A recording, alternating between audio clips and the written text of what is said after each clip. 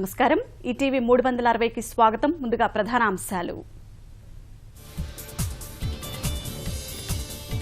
రాష్ట్రానికి ఆర్థిక సాయంపై నేడు కేంద్రం ప్రకటన ప్రత్యేక హోదాకు తగ్గకుండా నిధులిచ్చే అవకాశం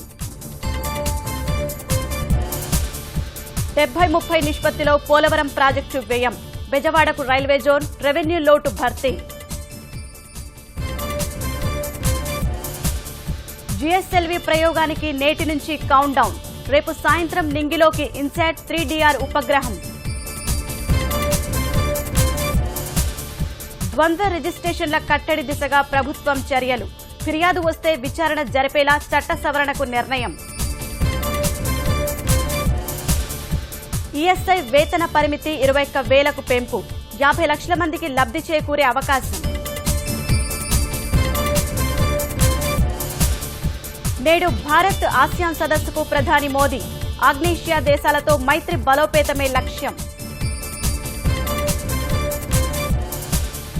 సినిమాలు వినోదంతో పాటు సందేశాన్ని ఇవ్వాలి బ్రిక్స్ చలనచిత్రోత్సవాల ముగింపులో వెంకయ్య